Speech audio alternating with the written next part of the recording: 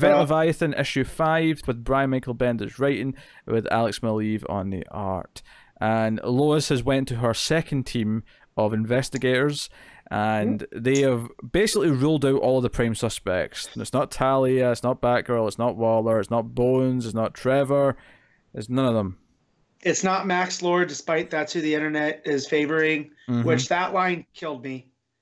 This is the first thing I read on Wednesday morning. And I got to that line, I started laughing like a maniac. Because it's like, Bendis, you guy, you. Because he knew what he was going to do by the end of this issue with the tease of who Leviathan is. So as he's ruling out these other ones, you're like, well, are they sure? Because then they get to the point where they tell Lois that the person that's most suspect is Sam Lane himself, which she's almost in denial about. Because she's like, well, no, he was attacked. And they bring up, there's like, well, if someone's going to be down with what Leviathan's doing, it's going to be dear old dad. Yeah, I mean, they open a portal to go see him, and then obviously end up fighting off some bad guys. Although it's worth mentioning that before they go, Batman and co were listening to this other group's conversation, and Lois knew they were, and Batman knew she knew they were. Yeah. just to get that convoluted bit of logic out there. But I also love Bullock being impressed that she stole one of the Batmobiles. Yeah, I thought that was pretty great. Yeah, and Constantine wants to steal it now. Like, I'll stay with the car. I'll take it. I mean, I'll steal it. But they go to see Sam Lane, and it's because there's a nice touch where Lois tries to talk to Superman, but Superman's off planet. We saw him leave last issue. And with Plastic Man. With Plastic Man, indeed. And they go to Sam Lane, and Sam basically, he says that the reason why they think it's me is because he actually thinks Leviathan is right. He does agree with the general sentiment, but it's this kind of thing. The art here is so good; it's so moody. It's all these blues and greens, and it feels like, again, we're in this kind of shadowy, conspiracy going on. And then a Leviathan member shows up. I love how we revealed these helmets just recently, and all of a sudden, there's like 3 books this week that all have characters popping up with this look in it. Wearing them. Yep. Yeah, nice bit of cohesive, universe storytelling there. Yeah. So they all sort of rush out because chaos is happening, and Lois ends up with Sam Lane, with her father, just in the mountains somewhere, just holding them as he seems to be dying. I mean, it seems like Sam Lane might be gone. Yeah, because there's going something about the snowman ticket, which I still don't know what that is because it never was explained. But that's what's going on here. Because it looks like he's saying it's all in the snowman's ticket. Look for the snowman's ticket. All of it for you. I left it only for you. So yeah, and I think one of the things that really works with the art here, especially the coloring, is we go from the like I say, the blues and the greens of this dark, shadowy world. When she's alone with her father on the mountain, it's all of a sudden a very natural earth tone kind of very drab. Yeah, it feels more natural, as what I would say. So her crying in the snow. Just it really is, because it's a pretty much silent page. There's one little box at the bottom that leads into the next page, but from Lois and Sam themselves, there's no dialogue, there's no narration. It's just the moment. So that's really good. Superman with Plastic Man are inside some technology. It's like a bubble. This technology that was designed originally to in case John Kent became trouble during his pubescent years. That was a whole thing. In case his puberty took the wrong turn. Yeah, being Kryptonian. Yeah. So, and Leviathan's trying to use this as a way, like, hey, like, doesn't that just confirm everything we've ever said, that they're a bunch of untrustworthy people, and the world needs to be fixed, and you have to, like, just let us do our thing. Because he says that the plan was that you'd be off-world the whole time, and you'd come back to things already having changed, and you'd just sort of go along with it. But of course, true to your reputation, you got here much quicker. But what I liked about this is this idea is, I'm going to tell you something no one's ever told you, Superman. Not all of this is your responsibility. You can let us fix this. You can just protect the world after we're done, because we're not here to destroy it. And Superman's not really accepting this. He's not really, just buying what he's selling is the exact phrase I think he uses at one point. But no, I like this. I like this build to like who this is, what the motivations of Leviathan are, and we cut between this and in the, as Bullock points out, the Bat Van, and they're debating with who this is, and it all builds up to this kind of thing where Damien starts to consider something. He's like, "Hey, Manhunter, you weren't the first Manhunter. That stick you've got, that Manhunter tech. Like, who else has used that? Who else has got access to that? And is this how they're in some ways keeping tabs on what's going on, kind of thing?" And it's as this is happening, the same with Superman and Leviathan is building up as he's like, "I know everything," and Superman's like, "Hey, I'm leaving now. If anyone wants to come with me, this is where you can come. This is where you can leave." And Leviathan's like, "This is not a mask. You think I'm wearing a mask, but it's not."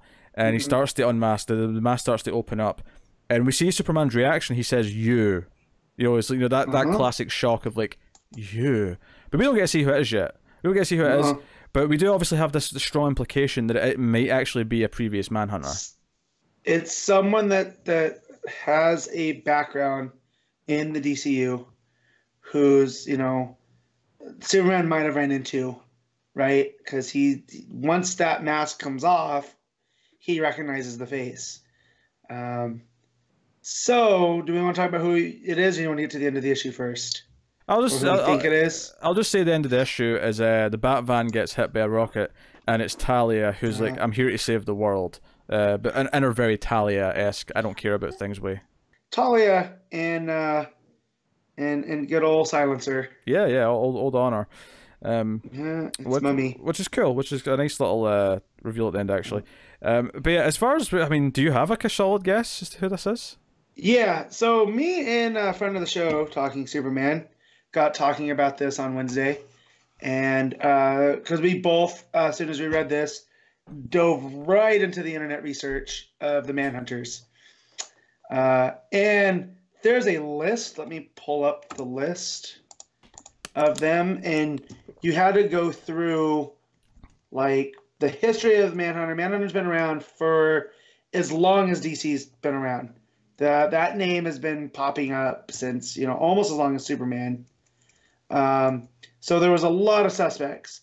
But one of the primary people that wore it before Kate Spencer was a character named Mark Shaw, who was part of this almost cult around a Manhunter droid, like from the Guardians of the Galaxy.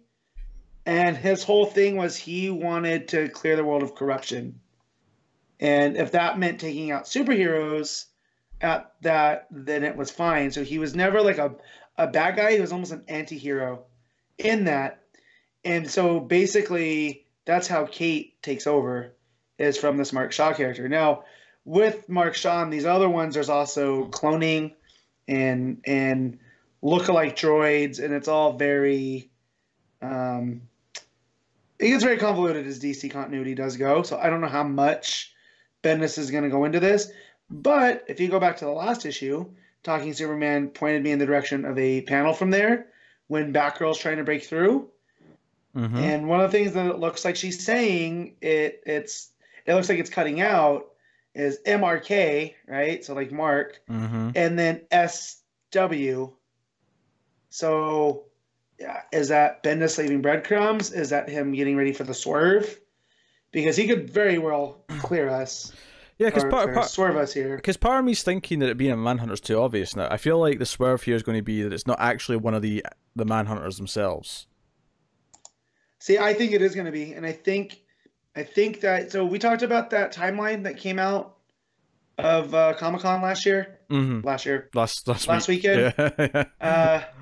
Yeah. So I'm starting to wonder if this isn't going to have to do with that, because again, Manhunter's been a character that's been around since the Golden Age here. January 1941, Adventure Comics 58 is when a character named Paul Kirk, but he was more of a private investigator and whatnot. And then in Adventure Comics 73, they established a new Manhunter. That was Joe Simon and Jack Kirby, so that's a pretty big deal. But then in the 70s, they brought him back, and that's where you had he's kind of the anti-Batman. So I don't think it's this version of him, where he kind of looked like he was wearing a samurai garb. It's very weird. But he was basically, he carried weapons, and like shurikens and stuff. And he's supposed to be the Batman, but if Batman used blade weapons, I mean, it was the 70s. But that was a character. That was the one that had the council that I was talking about, where he wanted to save the human race from dangers such as nuclear war, pollution, overpopulation. That seems very much in line with Leviathan, right? Like they're basically trying to save the world from itself. Yeah, no, it does. It does. Right. Yeah. So then that's where you get to Mark Shaw, and he was a public defender, a lot like Kate Spencer's a district attorney, right? And he was unhappy with how easily criminals manipulated the system to get off without punishment. Again, that feels like Leviathan. You look at the mask for Manhunter of this era, it's very similar to the Leviathan mask and the mask that Leviathan characters are using. Don't get me wrong, I am not shocked if Bendis is pulling from this sort of stuff, because it feels very Bendis-y to do so.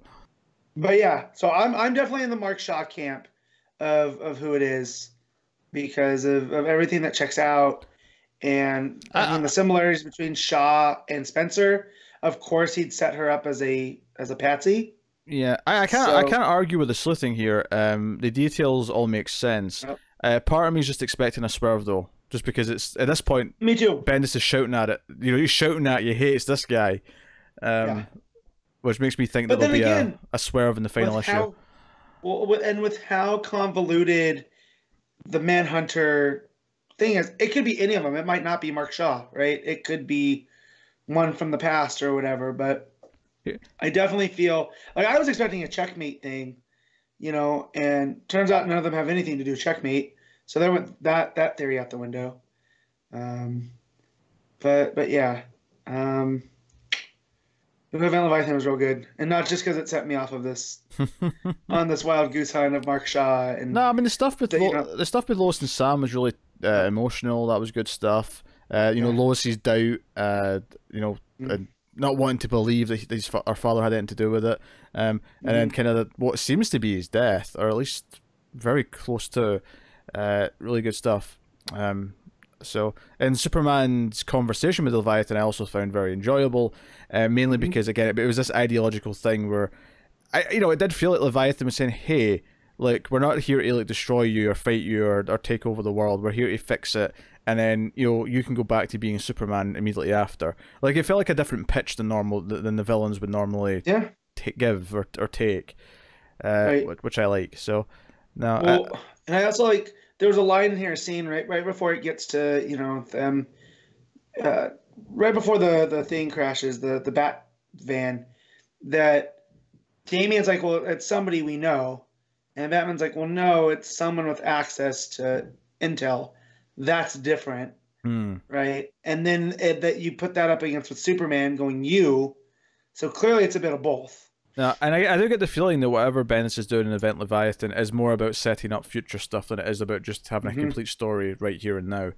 So I am looking forward to whatever that may be, and whatever this identity of Leviathan and what it leads to, because I feel like it's probably going to lead to an actual proper event at some point, or at the very least something either in action or his Legion or something like.